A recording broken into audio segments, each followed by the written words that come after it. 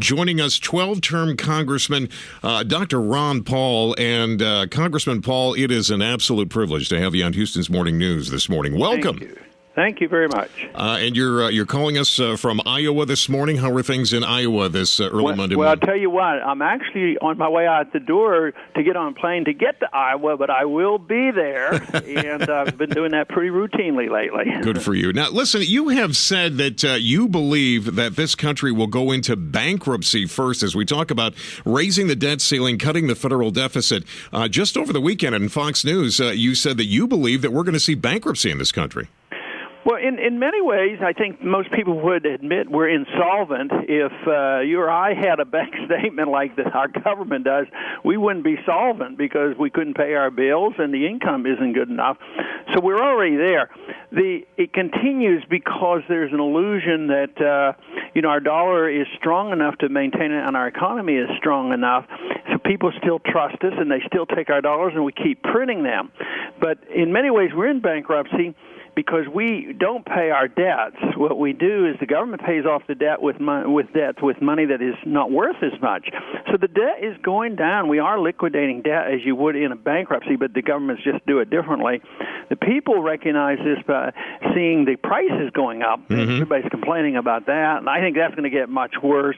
I don't think we're going to tinker with the budget and all of a sudden get back insolvency. So I think we're going to go through the ringer, and then we'll have the opportunity to come to our senses.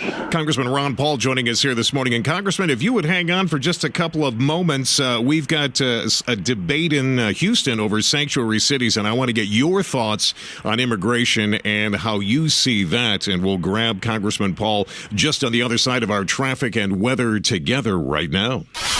Back to Matt Patrick. 522 right now, KTRH, and we're talking with Congressman Ron Paul, and it's a privilege to have Congressman Paul on with us. Congressman, here in Houston, several Texas business leaders are being accused of helping kill legislation to ban sanctuary cities. SB 9 kind of died on the vine here in Austin. I'm interested in your thoughts in immigration. You have some very, very distinct opinions about what we should do about our borders.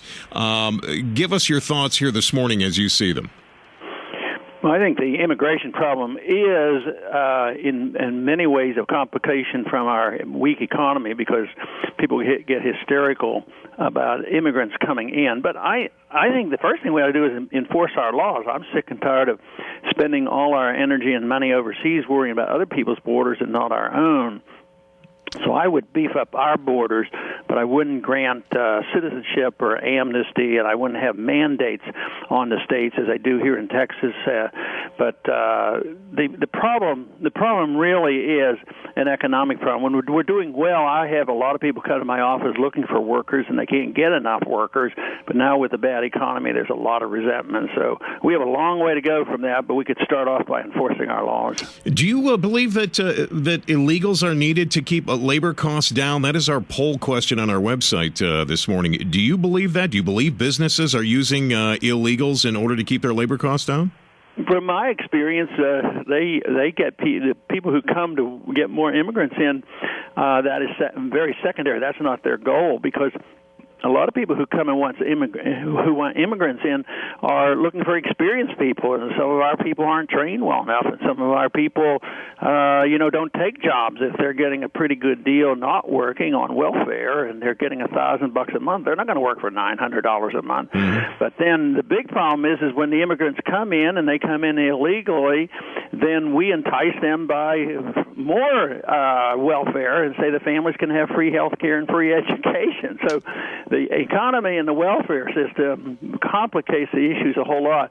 But I imagine there are some, but if we had a free market here, labor costs would be down. You wouldn't have labor costs propped up. Look at how the labor unions destroyed the jobs up north and they come to Texas. Right. So, yes, the labor costs are important, and the goal is to keep all prices down because the purpose of the businessman is to sell his goods and give the best deal to the consumer. So when labor costs are artificially high, he can't compete, and the consumer suffers.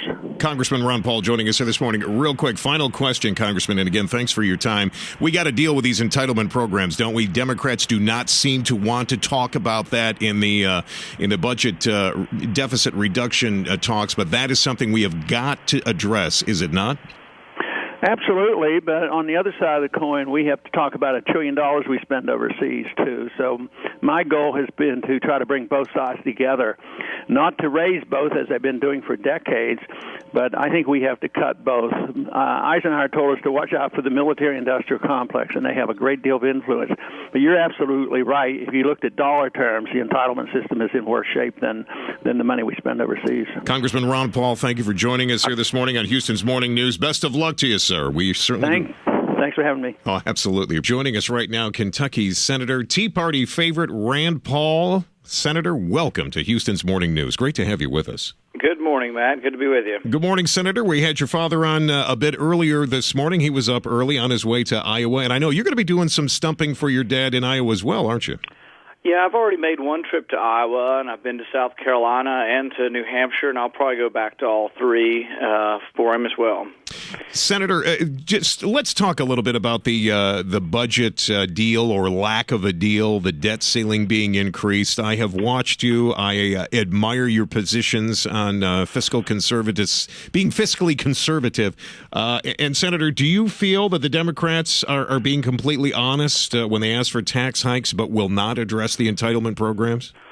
Well, I think that really both parties haven't done a very good job managing our money. The deficit is really going through the roof. And to my mind, the only reform that would be worthwhile, that would change the course of our history, would be a balanced budget amendment to the Constitution, because all of the deals in the past always fall through. You know, we've had pay-as-you-go, we had Graham-Rudman-Hollins, and then the Congress just doesn't obey their own rules, and they evade the rules and move on. The other thing that's deceptive about this deal they're talking about is they say, oh, they're going to cut $4 trillion off the debt. But you have to realize what they're cutting from. The president's 10-year plan would add $11 trillion to the debt. So all that means is he's now going to add $7 trillion to the debt over the next 10 years. It's too much, and I don't think our country can withstand that burden. Kentucky Senator Rand Paul joining us here this morning. And Senator, real quick, final question.